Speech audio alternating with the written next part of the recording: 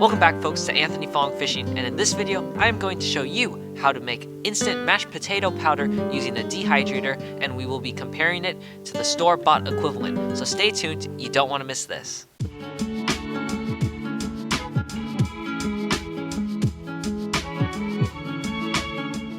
To start out, I picked up some potatoes from the grocery store, washed them, and peeled them.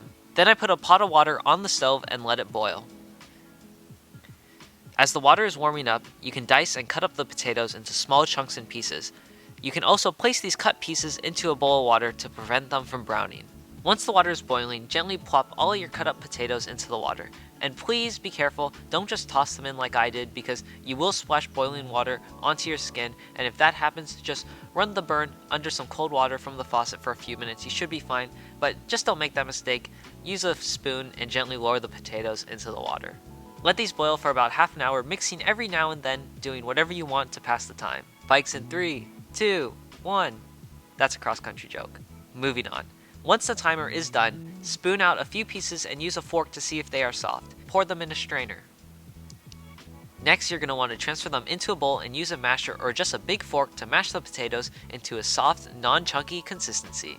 Now it's time to dehydrate them, so go get some parchment paper. This is very important. You do not make the same mistake I did. Do not get wax paper. I picked up wax paper at Safeway and had to go back for parchment paper. So in my defense, the boxes look the same at Safeway. But anyways, use parchment paper. Next, you're going to take out your trays from the dehydrator and lay the paper on them. I cut mine to size. You can do the same.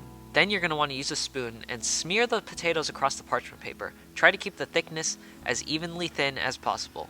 Once you do this for all your trays, or you just out of potatoes, place them back into the dehydrator, making sure that there is some room in between each sheet. Next, set your dehydrator temperature to the low to mid 130 degrees Fahrenheit. I set mine to 131 degrees Fahrenheit. You could do the same. Next, you're going to want to set your timer to about 9 hours and let it go. I set mine right before I slept, so now it's time to get to bed, and I will see you all in the morning. Now that I woke up, the timer's up and it's time to take them out. The sheets and the potatoes curled up a bit, and the potatoes were a little hard to get off the parchment paper, but after a bit of elbow grease, I collected all the dried potatoes and put them in a Ziploc bag. In order to turn them into potato flakes, or powder for that matter, I took out my little food processor, but you could just use a blender or even a mortar and pestle, and I blended them until they were a flaky powder consistency. After I ground them up, I placed them in some small jars for later. Now it's time to take the show on the road and cook them up at Grandma's house. The recipe for the mashed potatoes is very simple. Since we are going to cook these up, as well as some store-bought potato flakes, and compare them, I made 1 cup of flakes each. Starting with a small pot, I placed 1 cup of water, 1.5 tablespoons of butter, and a tiny pinch of salt into the pot, and set that mixture on the stove to boil. Once boiling, I removed it from the heat and added half a cup of milk and 1 cup of the store-bought potato flakes, stirring until everything is mixed thoroughly, and I then placed them in a bowl. After that, I did the exact same thing for 1 cup of my homemade potato flakes. Now that everything is cooked and in a serving bowl, it's time for the taste test. Alright, this is your plate, Grandma. Okay.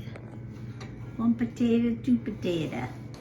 Alright, our homemade dehydrated potatoes are done.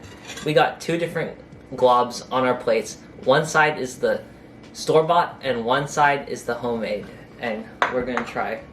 Which side do you want to try first, Grandma? I don't care. Alright, let's try the homemade first. So, Well, that's a homemade. here goes nothing.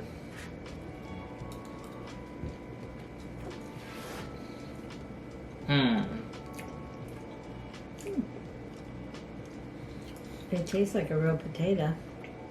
Yeah, tastes like a real potato. Kind of bland. We did have some gravy, so we will try it with that in a little bit. But it's still a little wet. Our proportions might have been a little off, or we just didn't have enough potato flakes. The recipe that we made called for 1 cup of mix. We had just under that, so we could have laid off some of the milk. But overall, it does taste pretty good. Mm-hmm. And now we're going to try the store-bought one. Were you already trying it? No, I didn't try this. Oh, yeah.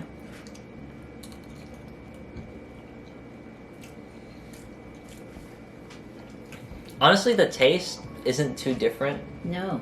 Well, it's potato, so it tastes pretty Yeah. bland. But the texture is different Yeah. because the store-bought ones, it's they're potato flakes, but they do freeze dry them and they get all the moisture out, and it's very fine powder. So the consistency is much more smooth on the store-bought ones.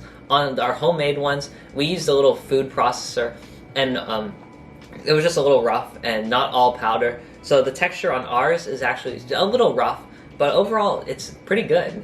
Yeah. It tastes like there's potato pieces in there, you know? Yeah, and our homemade one, it tastes like potato chunks, like some of the flakes that weren't ground up enough. But they're cooked. Yeah, they're all fully Right. cooked. Everything's fully cooked, fully edible. Just like Thanksgiving feast. All right, back at home, Anthony brought me some of the mashed potatoes he made with the potatoes that he dried. Oh, it is delicious.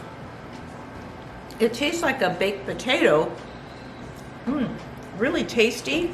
I'd say better than the store-bought instant mashed potatoes. Much more potato taste. Good job, Anthony. Thank you. So here are some pictures of the two different potatoes. My mom actually thought of the homemade potato flakes as more of a baked potato type consistency. So if you like baked potatoes, then you'll want a surplus of these flakes because my mom actually gobbled all the leftovers down when I came home. But anyways, the recipe is in the video description for you all to go check out. And also please note that you can definitely cut down on the butter. My grandma loves the butter. I do too. That's why we added a lot, but by no means do you have to add that much butter. You could even cut it down by half and it would still be delicious. But anyways, let's head to the outro. Well folks, that's it for this video, Anti-Funk Fishing. If you like what you saw, please consider subscribing and dropping a like. We made those homemade dehydrated mashed potato powder. You know, honestly, you could just go to Costco and buy gallons and gallons of that stuff, which you should do. We made our own powder just to see how the taste compares, and honestly, it's not that different, right? Yeah. But if you are growing potatoes and you have a surplus, just chop some up, throw them in the dehydrator, make some powder, and you're good to go. Good set for another lockdown, set for like the end of the world. That stuff will just fill you up. But anyways, I hope you like this video. My grandma has one more thing to say. Don't forget to like and subscribe. You heard her. Make sure you're subscribed. Thanks for watching and tune in next time.